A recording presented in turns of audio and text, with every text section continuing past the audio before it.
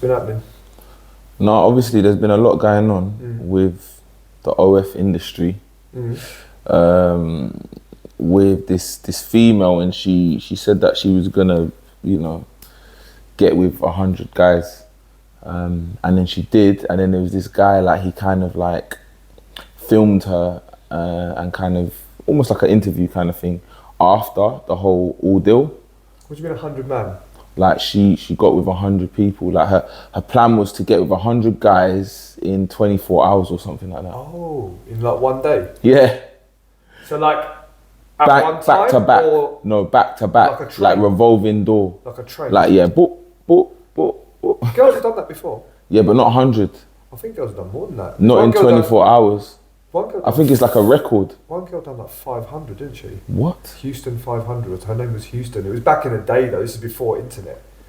Yeah, so there was a girl called Houston did that. But she did 100 guys in like 24 hours or something like that. Wow.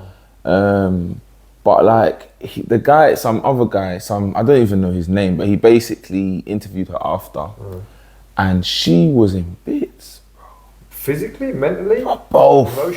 Emotionally, like she was kept crying and like getting really emotional, and like she's happy she did it, but it was very stressful and draining. And bro, do you believe in soul ties and stuff? I don't. It's not about soul ties, but I do believe in energy exchange. Yeah. And the only reason I believe in that, not in a woo-woo way, but if you walk in a room and everyone's pissed off, you walk out pissed off. But there's actually... You know what I mean? So in that way, I believe that if the closer you are to someone, yeah, I think it does rub off. Because I believe in energies, but also even down to like science, there is some science behind like the biological side of having, intercourse with partners, and actually partners leaving their DNA within you. I can believe, 100%. Even women have periods at the same time when they work together. Hormones like, no, I get it. We're tribal animals, aren't we? So we tend to, everything tends to, with our tribe who we're with at that time, our bodies and it goes in sync. It's a great word. But I'm telling you now, like they was even interviewing the guys, and some of the guys was like, she promised me like 3 minutes or something, and I only got like a minute and a half and whatever. And then one guy was like, I didn't know if I was like the first guy or the last guy, and he kind of felt uncomfortable about that. And I'm like, big man, why are you even doing that stuff anyway? If you are worried about stuff like that. If you're worried about stuff like that, what are you doing? But then it goes this kind of thing, and I've highlighted this because it goes down the road of like a certain type of guy. There's only a certain type of guy that would entertain that kind of stuff. And what kind of guy is that? A guy that is addicted to kind of them subscriptions of OF and all of that. Like these guys, like to her, these guys, it's like like music, like how you kind of end up what's the word? You kind of idolize. You end up idolizing these people, Groupies. Yeah, but these men are idolizing this woman. So she's basically said, I've got 100 guys, sign up if you want to do it, boom, boom, boom. And then all of these OF guys that are paying subscription to her has signed up for it. Do you think some of them might just be boys who are just up for a bit of a crack, for a story? 100%. There's only 100 of them. I know it sounds like a lot, but I'm saying in the big scheme of things, 100 guys. So if there's one guy with 6 mates, that's already 6%. It's not like it's a small population, is what I'm saying. It's a lot of one woman in one day, but it's 100 guys, so she's got like 100. And like they was like, did you check for STIs? She didn't really do a thorough check on STIs. Like, did you do a check on if some are like like predators, or like if they're on like certain lists and stuff? They was going in like that, like people that like sex offenders and stuff. She said no, actually didn't. What would that make? I don't think she gives a shit. Yeah, what difference would that make? But the guy was asking, and I agree with that actually. But it is a bit weird, because it's like, how would you feel knowing that a guy that's potentially done certain things and gone jail for it, for example, is now...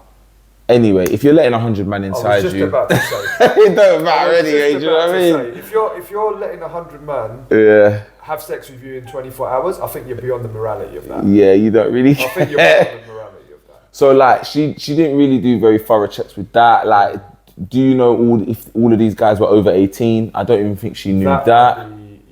I don't even think she knew that. But it was just all mad. But like she went through this stage of like almost a little bit, I would say almost like it looked almost a little bit depressing, yeah? Like guilty, you mean? Not guilt, but like... Drained.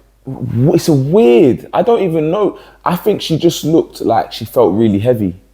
And almost like... It probably just hit home. And I almost don't think she knows why. You know them ones when you feel a little bit low and you don't know why? It's an adrenaline dump probably, isn't it? Maybe. It's like after a sporting event, like when you have a fight or a boxing match or something like that, afterwards you're done, you're just giving everything to it and you're done. So it's that adrenaline, it's that release, isn't it, afterwards, after doing, because not being funny, with all jokes aside, that's quite brutal to put your body through that. It's a madness. It's a lot to put your body through for 24 hours. And then if a guy knows he's getting a minute and a half, he's going to go ham. So you've got 100 guys.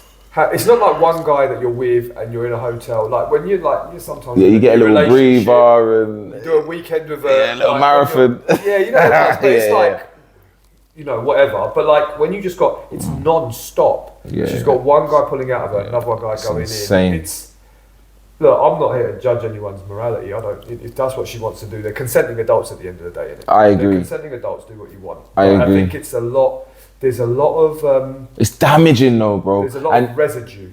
Yes. There's a lot of but these are the things that she kind of highlighted a little bit after. But I don't think if she's true to herself, she will continue to highlight this. But she's not.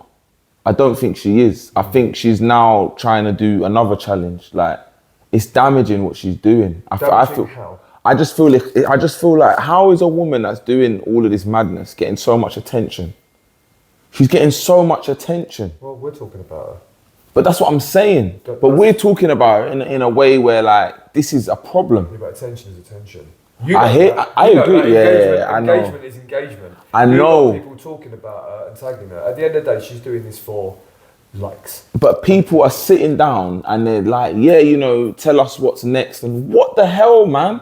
Don't entertain that. Like, sit her down and go, why do you feel like this is acceptable? Maybe break some questions down as to where, like, her thought process. But I feel like there's a lot of, like, egging her on with all this madness. That's what people are like. Yeah, but it's damaging. It's damaging for the youth because people think they can just do wild shit, wild stuff, and then just kind of blow from it. Yeah, but the thing is, they can. But it's a problem, though. They can. It's not healthy. Society now, one of the biggest issues is there's no consequences. The thing is, there are consequences, but the consequences of this new Gen Z will not be discovered until 30 years' time. And that's worrying. Because I was going to say she ain't going to get a husband. She probably still will. Someone will marry her. Do you know what I mean? You think one of those OnlyFans guys would marry her? Yeah. She'll get married, but she's not going to get married to the guy that she wants. She's not going to get married to the guy that she wants. And the thing is, it's just such a... the consequence that we're facing is the same that we faced when 50, 60 years ago, divorce became kind of legal. Not that I think divorce shouldn't be legal or anything, but we didn't notice a consequence of that until now, when we're getting a generation of men that are not real men anymore because they've been raised by women. Yeah. So when the women are saying, there's no real men left, yeah, but who's raising them? So all these new men that are not real men anymore, who's raising them? It's because they're being raised by a generation of single women. Yeah. So, but you don't realise the effects of that. When it started happening, it was great. Women were liberated. Oh, if I'm in an abusive relationship, or if I'm just unhappy, not even abusive, because the word gets thrown around way too liberally. But if I'm in a situation where I'm just not happy, I'm going to leave, and there's no more or not as much stigma left. Yeah. That it's legal. I can do it by myself, and I can work now, and I can earn my own money, and blah blah blah. So then it was great at the time, but we didn't. And I always say, the tenet I live by: every decision has a cost. Yeah. Everything that we do has a cost somewhere down the line. There's nothing that doesn't come with a trade-off somewhere. At the time, they didn't realise it, but the cost then became we realising 40 years later. But who realises? Because I still think people don't realise. They realise... I think men might realise. I still don't think women have realised. I think they're realising the symptom. They're not realising the root of it. They're realising there's not real men left. We're getting a generation of very feminized men. They're realizing that's occurred. They're not realizing why it is. Okay. So, but the symptom now, we're realizing, the men now that are kind of 30, 35, 40 years old and younger, sort of 40 and younger, they're not real men anymore. Do you know what I mean? They're not behaving in the kind of way that even women like. But they're like, well, why are men, there's no real men left? Yeah, because you raised a bunch of girls. You've raised a bunch of women. So now you're getting a bunch of men that can't control their emotions. Do you know what I mean? Are bratty, are entitled, because you've protected them from stuff. You haven't put them through hardship, so they're not confident. Confidence comes from hardship. Confidence comes from overcoming stuff. And as a mother, you're naturally nurturing. And not all mothers are like this. There's some mothers that are raising, strong guys. But even then, just because you raise an athlete, or just because a single mum raised a guy to be in the NBA or be in the NFL, it doesn't mean she's raised a strong man. She's raised a good athlete. But what is he like in relationships? What is he like with money? What is he like with his wife? How does he treat his children? Do you know what I mean? You've raised a good athlete. It doesn't mean you've raised a strong man. So you don't realise the symptoms. And the same with these girls that are behaving like this now, and the guys that are doing it, that are pandering to it by, lining. Me personally, I'd be embarrassed. I couldn't line up in a queue of 100 guys to go and. Neither could I, and that's what I'm saying. And that's what I'm saying to you. It takes a certain guy to do that, because she could go, listen. Like, I want you to be the first guy. I would say no way. It wouldn't even be a thought. Do you get me? So the fact that a certain guys are on that it sounds mad to me. That sounds mad to me, but that's me, innit? I'm not everyone, but I just think that sounds absolutely wild a lot of young guys to be involved in something like that. A lot of young guys would do that. I wouldn't get involved in that even if I was 16, 18, 25, I wouldn't do it. Do you think it matters if the guys... Do you think it matters if the guys are good with women? Yeah, I think it plays a part. Because if you're getting girls anyway, why do you need to go and do that? I think if you're confident enough to attract women, naturally, I think that you wouldn't really want to jump to an opportunity like that. But then again, I know some guys that can easily attract women naturally, and they would still jump in on that. Dirtbags. I know some. So. Dirtbags. That's what I'm saying. If it's a thing. Any hole's a goal kind of situation. Do you know what I heard a guy say once when I was a teenager? Yeah. I was a teenager and I was in college and I was hanging around with some guys who were a bit older. I was just really a tag along, but they were outside. They were proper outside. And that's when I was going through. You go through a little phase as a teenager because you want to be a roadman, but you're not really. I'm not built for that. But and one of them, the guy came down and he went with a girl that was not particularly attractive, not whatever, and I will never forget it. Someone asked, why did you go with her? Or someone said something, and he went, it's all practice. I hear him, though. And that never left me. I heard that when I was 16 years old. That has never left me, that was how a guy thought. He goes, it's just all practice. I understand why he said that, though. Because it's all practice. Some guys don't get opportunities, or some guys, when they do get an opportunity, they see it as, okay, cool, well, I can learn from this opportunity. I can learn from this. This guy used to get girls all the time. You know when you get them big white boys that white girls love? Them big white boys that white girls love. The kind of, when they talk about them Channing Tatum type guys. He was one of them. Even at 16, 17, 18, he looked like that. Big, tall, strapping, muscles, do you know what I mean? And rode, because all his guys were Indians or black, do you know what I mean? So I think, if you're in a relationship or, a sexual relationship, with someone and they're not great looking, it doesn't mean that they can't teach you a thing or two, though, bro. 100%. So 100%. I understand where he's coming from with that, but still, I don't know, maybe it's my maturity now, but I just feel like some men have to just chill a little bit, respect themselves a little bit more, man.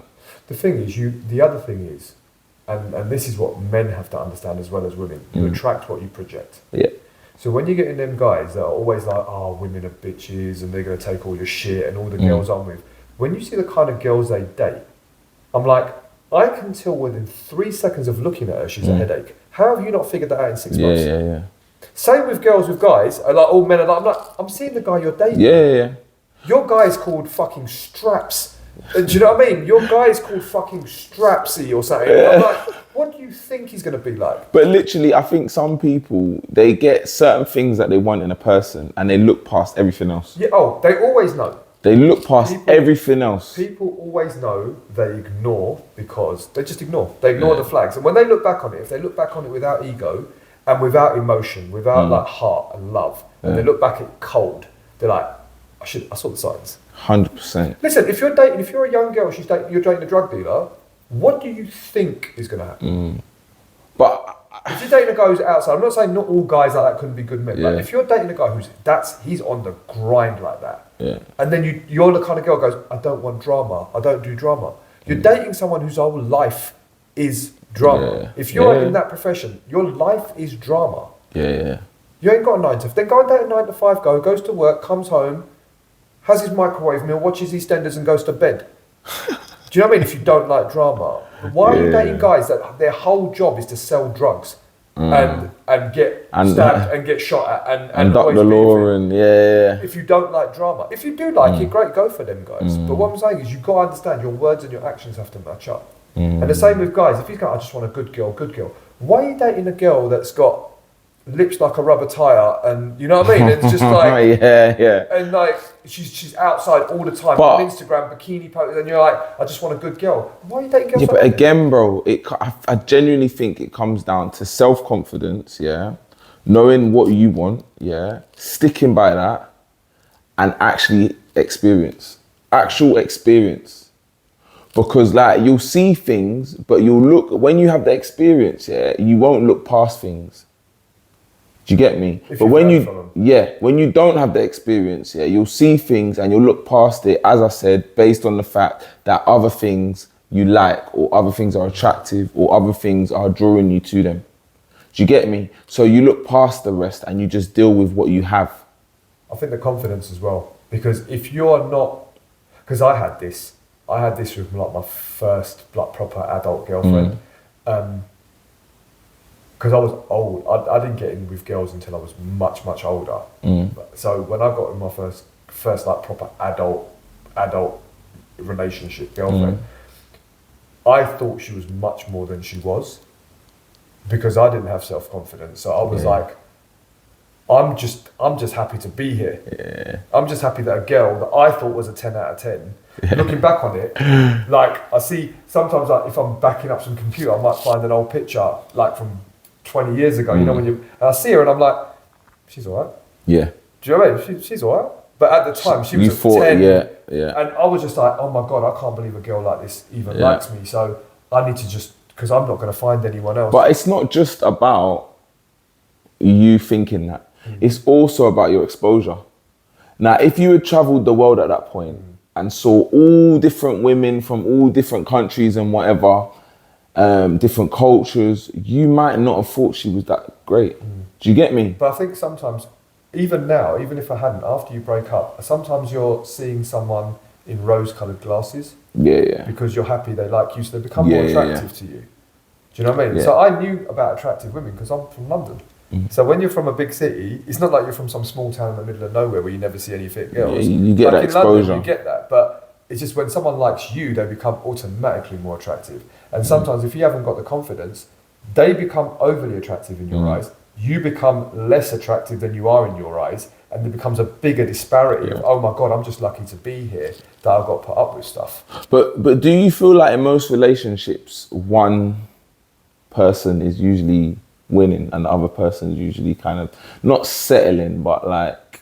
Do you know what? So it's funny you say that, because the other day, literally yesterday, an old mentor of mine, she messaged me. She's an older lady. She mentored me for like 10, 15, maybe a man basically. She taught me about how to be a man, as in like not with regards to the finance side and the heads up, but personality side. She taught me about misogyny. She taught me about all that kind of stuff before it was all buzzwords, pre social media. Do you know what I mean? Like when I was in my early 20s, and we still keep in contact. But she was the one that taught me that in one relationship, I'm sure it was her that taught me, in a relationship, one person always loves the other more.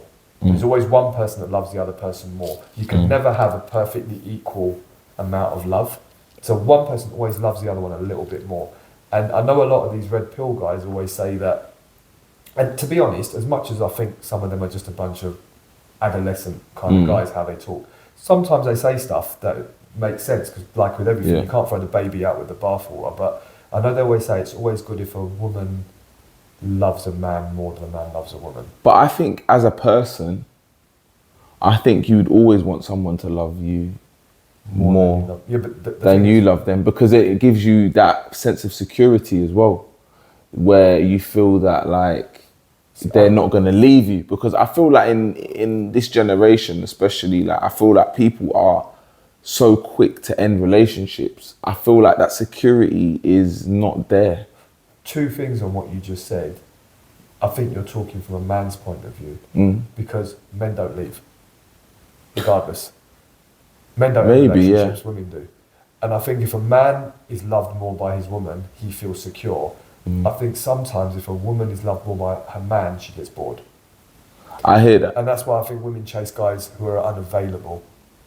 Because they want to win that. Keeps them wanting. I think women, someone said something on a thing, it was like I can't remember who it was. I just saw some clip somewhere. And it was like, you don't want a woman to think, I can have all these men, but which one do I want?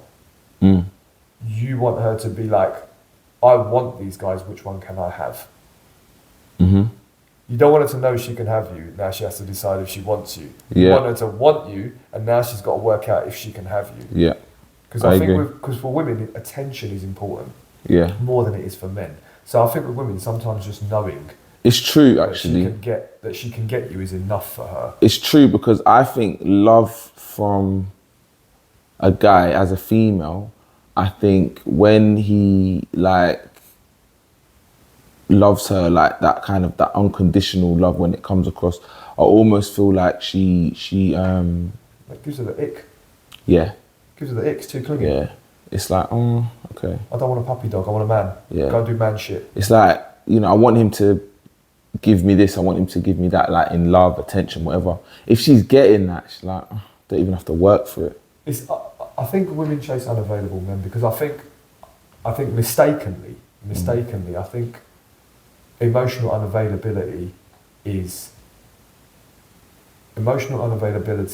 linked with masculinity. So people think a real man is a guy who's a bit emotionally unavailable. Yeah. The thing is, I think there is some truth to it. To a certain extent, I think it's situational. I think it's a thought process, though. It's like certain situations. Are you going to take it emotionally, or are you going to take it practically? Do you know what I mean? Yeah, and I think that is. I think emotional unavailability is. It can be for different reasons. If you're emotionally unavailable because you just never learned how to be emotional, that's very different from a man having to put his emotions to the side for a second to make difficult decisions. And just like you said that, I would call it more emotional control. Yes. Rather than unavailability. Yeah. Because it's there, it's just being controlled. Do you get me? Well, I learned very early on I had a corporate job for about 3 years, not very long, but I learned a lot from it. One manager that was there, he was like a proper old school corporate manager, and he taught me something, and he said, because I was emotional, because I was in my mid-20s, I wanted to take on the world, I was very righteous, I wanted to do the right thing, I didn't believe in all this corporate stuff, we shouldn't be worrying about numbers, we should be helping people, and you know the whole thing. And he said to me, he said, the best managers, and I've never heard this before, maybe it's something they teach in business schools, but I've not heard it and I've not seen it on social media. And he was like, the best managers do something called a 70-30, and it's 70% logical, 30% emotional. Okay. So that is the best managers. So whenever you deal with a situation, you have to look at it more logically than emotionally, but you have to have emotion. Because if you're 100% logical, you might as well have an automated machine making your decisions. Yeah. You might as well have a robot doing it. But if you're too emotional, you're letting it override. So I think you need emotion when making decisions. Yes. But I don't think emotion should dictate decision making. Yeah, I agree. But it needs to be there because the human aspect. Yeah, Otherwise, you might as well just let an algorithm make your decisions for you. So it's more understanding, it's more empathy. Yeah, because you're still from the emotional side rather than emotional kind of response. Yeah, well, it's emotion to the fact of understand that you're dealing with human beings. Yeah. You're humans, and you're having you just can't let it dictate it. And at the time, I was probably like the other way around. I was probably 70% emotional and 30% logical because I had a brain. I weren't thick, but the emotion was overrunning it. And you're young and you've got testosterone and you want to take on the world. And then it kind of slowly changed. And over the years now, my management style is probably more that, maybe even a little bit more, maybe 80% logical and 20% emotional. Because when it's your own business as well, you've got to be even more cutthroat and not letting emotion go to it. Do you know what I mean? But I just don't think you have to get emotion running. Now, the problem is when people say emotionally unavailable, if I have to make a decision, I have to be like, okay, let me put the emotion aside and deal with it. When it becomes thinking that all men are emotionally unavailable, that's masculine. The problem is it depends how many decisions you're making a day. If I'm making one decision a day, I might have to put my emotion to one side for 10 minutes to make that decision. But my whole life, when you get to a certain position, I suppose, not position high or low, but just position, no one talks to me anymore. What do you mean? Like, this is weird, I thought about it the other day. In my position now, no one talks to me anymore. Everyone asks from me. Everyone consults me. Everyone wants my opinion. No one just talks to me anymore. Because every conversation I have is this okay? What should I do here? What can I do here? I'm in trouble, can you fix that? Can you fix this for me? We have an issue, we have a problem. Can you come down, there's an issue. Or even like when you have a great relationship and you're with a wonderful, like even if you're with the most wonderful woman, she consults you. What do you think of this? Shall I do this? What should I wear here? What should I do here? No one just talks to me anymore. The problem is that now every decision someone's asking me to make, I have to put emotion to the side and think logically. So if it happens enough in a day, you realise you're for the majority of the day you're putting your emotions to one side. And then that becomes a habit, and then you become emotionally unavailable just because you get good at what you practice, right? That makes sense. Like in any sport, you get good at what you drill. So if for 10, 12 hours a day I'm drilling, not using my emotion, I'm getting good at not using my emotion. And then it becomes a habit, and habits are hard to break. So you find yourself becoming more and more, as you become more and more, not successful, as I think successful might be a word, but as you just progress in what you're doing in any purpose that you have, whether that be a sport, business, financial, your emotion goes lower and lower and lower because people are constantly consulting you and you have to take the emotion out to make the decision. And maybe that's what's thought of as emotionally unavailable, and that maybe that's what's attractive to women. I don't know. Well, I definitely think what's attractive to women is a man that can make decisions. And I think also it's a man that can make decisions and admit maybe when the decisions were not the right one. Yeah, I think... Because what I've found is sometimes the decision that a woman may feel that is the right one may be more emotional, and that may be it's not all the time. Sometimes it's men that make a lot of emotional decisions and it gets them in situations where they end up going to jail and all sorts of stuff. Or do you know what I mean? Setting fire to a Primark. Yeah. Do you know what I mean? or trying to burn down hotels, or trying to burn down places of worship, women and children. Yeah. Men that can't control their emotions are dangerous. So I think there is definitely an attractive trait about not only making decisions but also acknowledging and being responsible for the decisions that you're making, even if they may not in the end be the best one, if that makes sense. I think I would go one more than that and group that under just being capable. Yeah. Because we'd have to get more women on here. We have women contact us all the time and say stuff, but I'm sure we'll get a lot of comments from women that we don't know what we're talking about. But maybe some women can advise us. But like, I would say one of the most attractive things to a woman, in my experience that I've found, is capability. Like, they like capable men. They like men that can get shit done. Yeah. And I think that's, to be honest, I think that's why a lot of women like bad boys. Because bad boys get shit done. Whatever that shit is. Not all the time. No, but what I mean is... Sometimes it's a full-on front and they get absolutely nothing done. They're not bad boys. I'm talking about real, like, bad boys. They get nothing done sometimes. No, you get a load of... And they still will get the same attention as one, if not maybe more sometimes, as one that is a little bit more on job but more subtle about it. Yeah, because you're talking about when they fall for the peacocking. Yeah, like they fall for the guys that yeah. But some of these bad, like when you get guys like, I don't know, guys on road or whatever, the ones that are actually doing it, they get shit done. They're doing it. They're doers. I think women like doers. I think they fall for talkers. They fall for it. But it's because they're falling for the fact that they think they're a doer, because they want a doer. But they fall for the talkers. Because the talkers are saying they're doing it, but they're not actually doing it. Yeah, I get that. You see what I mean? I think women like capability. Women like, that's why women like guys who can put up shelves and builders, and they just can do stuff. They'll get stuff done. Do you know what I mean? How many women go through rebounds? This is someone said this funny, another mentor of mine. She goes, do you know how many of my girlfriends, when they have a breakup with their friend, go out with a builder? Really? And I was like, really? And I know, because it happened to me. I was a rebound for someone when I was running and that's when she told me about it. And I was like, she goes, you know, you just fell for the same thing that everyone else. I went, what do you mean? She goes, because when you break up with a guy, when you break up with like a long-term hubby, baby, you want to change. You're living in the same house. You know what? I want to change. I'm going to redo my bathroom. I'm going to redo that. We start dating a builder. Oh, he done my bathroom up for me. He redecorated my house. And the rebound, a lot of the times, is like a builder. And I was like, motherfucker. Because that just happened to me. I done someone's house up when I was dating her. Yeah. So he was like, it makes sense. Yeah. Do you remember when I did that house up? And then I was gone. Yeah. About a month after that, I got pushed out. Because hubby came back. Because hubby came back, started knocking on the door again. And I was like, rah, that's what I was for.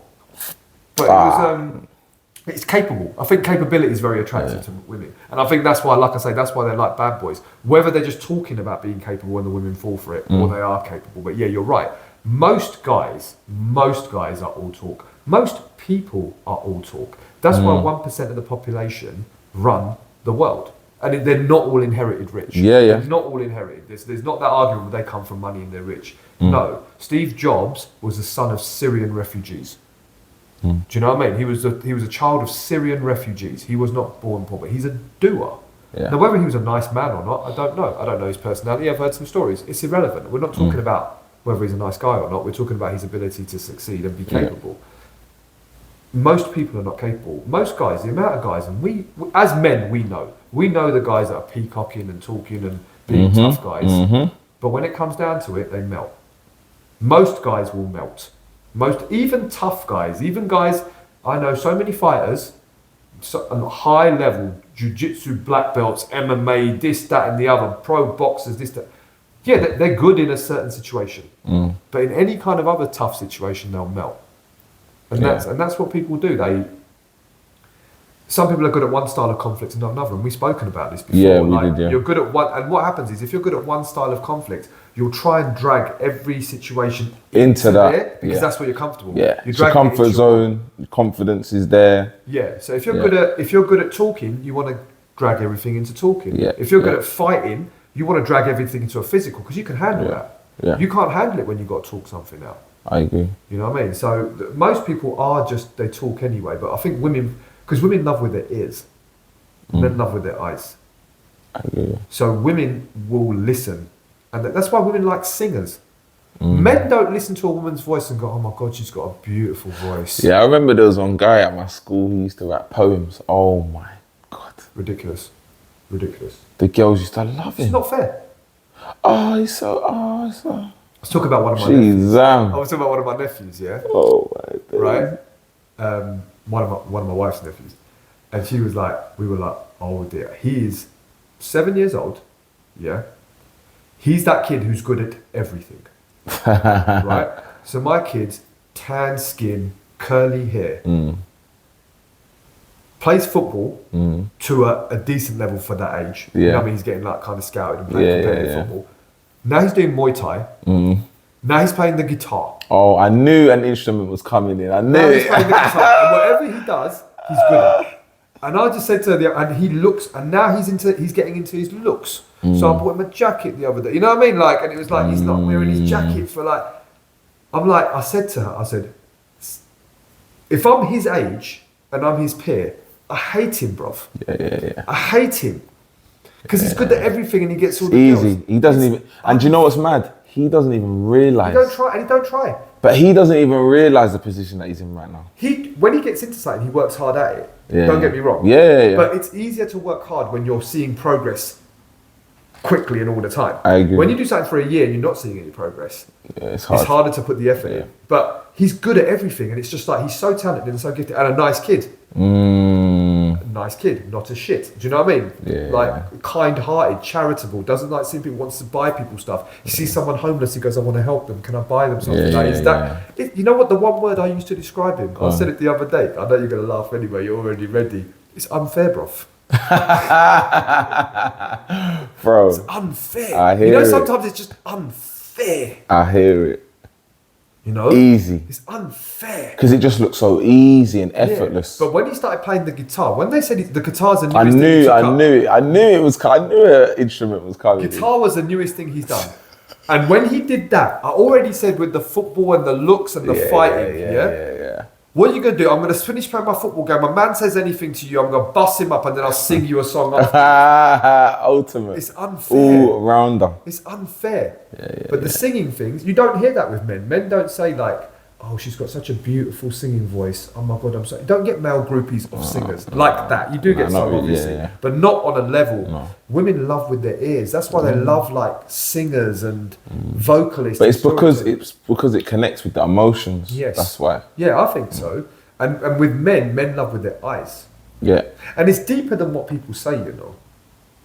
It's deeper than what people say. It's not just women like hearing stuff, men like looking at pretty things. It's not that. It's also their weakness. So have you noticed, I don't know if you agree with this, but this is something I thought about, yeah? As a man, you can hear a woman crying on the phone, no problem. Yeah. You can't see it in person. It is harder, yeah. Because we love with our eyes. It is. Our vulnerability is our eyes. Because you hear them and you're like, oh. Whereas a woman can see But then you see them and you feel bad. Because with our eyes, right? Because we love with our eyes. It's also our vulnerability. But it's weird though, because like, even like on like a FaceTime call, there's still like almost a bit of like a screen, a protection. Yeah. Like than when you see it in person, in the flesh, it just hits different. It does. Yeah. It definitely does. I agree with that. Can you check the thing if it's still running? Yeah, it's still running, but I think we should we'll carry on pause it. I think we should pause it now. Carry on that last little bit. I just want to make sure we don't lose it. I can kind of think it. So yeah, with the women, when they love with their ears, they're different. That's why with a woman, if you, like say a guy cheats or whatever, as long as you tell her, baby, I love you, I'm sorry. If you say the right things, but she can watch you cry and walk straight past you. You can be in front of her on your knees in tears, she'll walk straight past you. But if you tell her the right things, she'll listen. I agree. Because that's their weakness. So what they love with is also their weakness. And what we love with it's annoying though, because they want you to be truthful, yeah?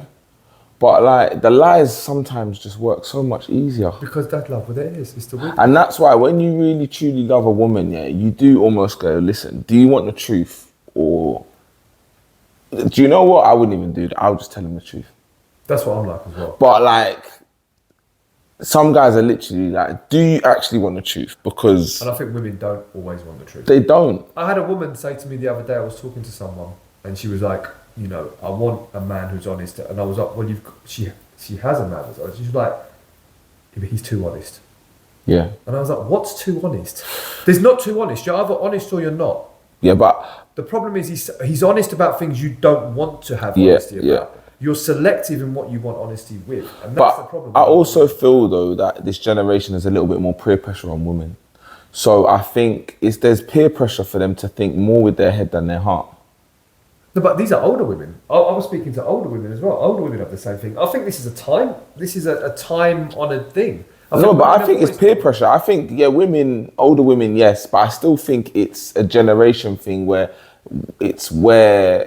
like things are at this time. What, do you get me? They're supposed to say, I want an honest man? No, like, just in regards to, like, their decisions that they make in their relationships. But they've chosen that because they want to be the boss. They want to. But that's what I'm saying. That kind of that 50-50. independent woman kind of, and I feel that is also actually rubbing off on older women too. I genuinely think that is rubbing off on older women. Well, older women were the ones where it started, right? It started 40 odd years ago. It started in the 80s. Yeah, because the 80s were you're too young to remember the 80s, but the 80s were the first time when women started taking aerobics, getting muscles, working out, getting jobs, having high-powered CEO positions. That didn't really happen in the 70s. The 80s was the start. The 80s, first, anyone who's lived through the 80s, whether they were young or old, will tell you that's the best decade that ever was, right? The 80s was. People don't, if you didn't live through it,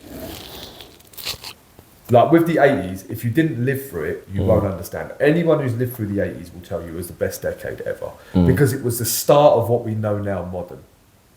It was the start of computers, very basic. But because it was a start, it was exciting because we'd never seen anything like that before. It was a decade of excess. Everything was more, everything was bright gold. Everyone was like, there was a show called Miami Vice. I don't know that. The original show. Not the movie with Jamie Foxx and Colin Farrell, but it was like a white Ferrari Testarossa and sleeves folding up and gold watches. It was excess. It was like, it was a lot. It was the social media before social media. Do you know what I mean? So the 80s were a great decade, but that was a decade when women really started coming into their own. They started doing aerobics. They started doing, like, if you saw a woman now who's like one of these gym girls in a music video from the 1980s, it was crazy. You don't understand. Women didn't look like that. They didn't look. Women didn't work out. Women didn't go to. There were no gyms for women. Women didn't work out. The most you'd get is if you had like an athlete, or some you had like some martial arts. Some women did it, but women didn't go gyms. Women didn't work out. That's in the 80s was when it started, like aerobics. You know, all the leggings and all the with the socks. Yeah, that all started in the 80s. Women started getting muscles, and you know,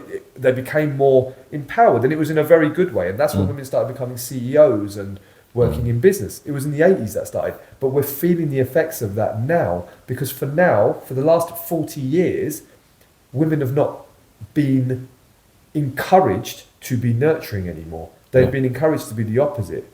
Be independent, be strong. You're a strong, independent woman. And there's a lot of pressure on them to be like that as well. Do you know what the pressure is? Let me tell you the pressure. Tell a girl who cooks for a man and see women, how they speak to a woman that does that. Yeah.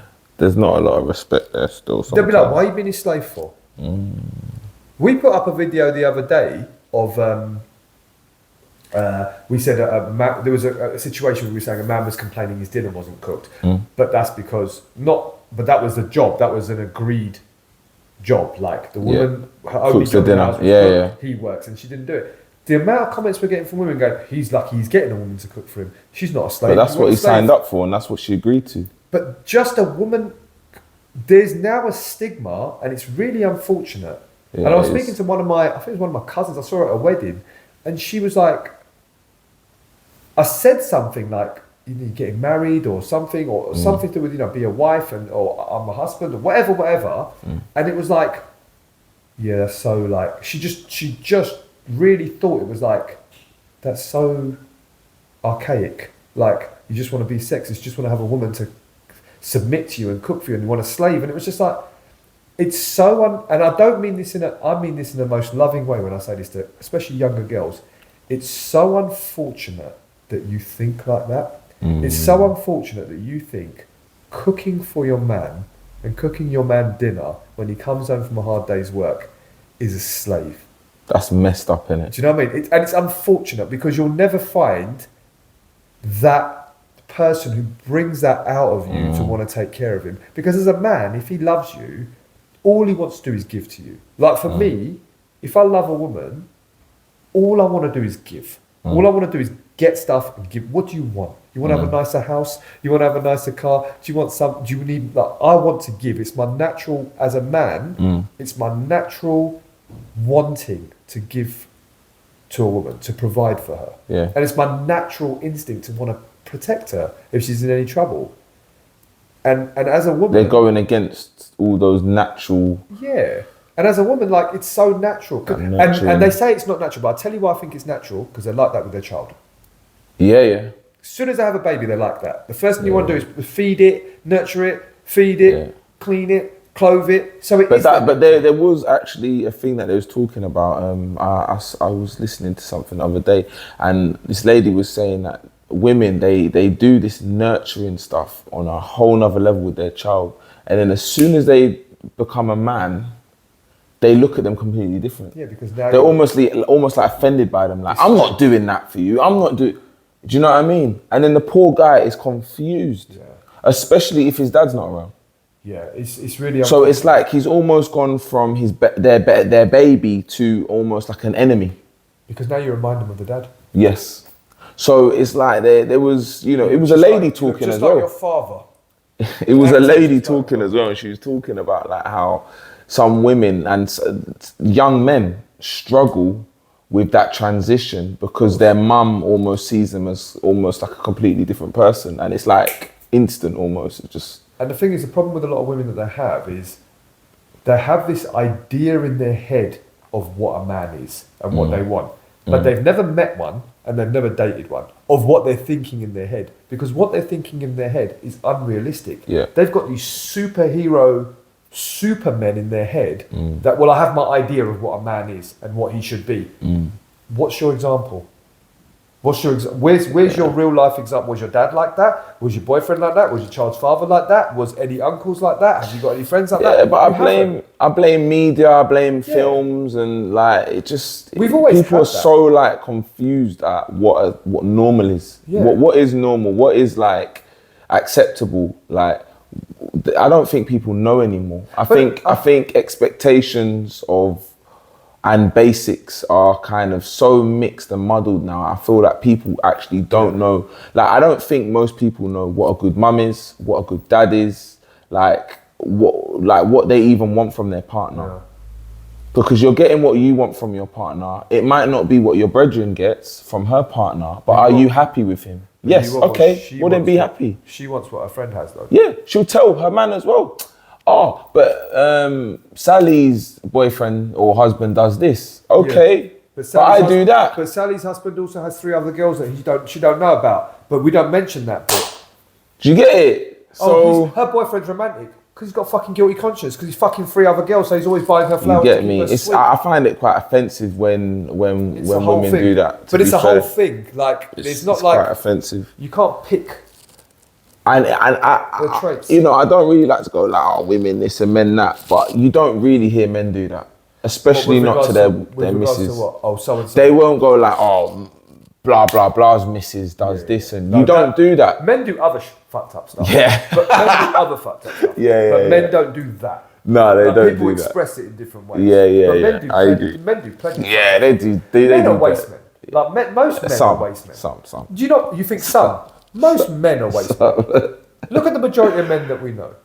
Most of them are not really doing some this. Are calm though. Some. I think it's the other way around. I think some are calm, but most modern men, they want like fucking model and this and that. I agree. But I think men were like that back in the day as well. I think that it was just they were a little bit more realistic. Yeah. And I think their reach was less, so they just humbled themselves a little bit easier. It was a lot easier to humble themselves, especially with a man that does and can get women and does have access to women. Well, the top guy in your town got the girls. Yeah. That's it. The top guys in your town got the girls. There's no one outside your town. There was no outside that town. Yeah. Only if you had a family in another part of the country or wherever, you dealt with girls in your school. There was a girls' school, boys' school. You kind of knew everyone that was going, innit? I agree. Let me just check this.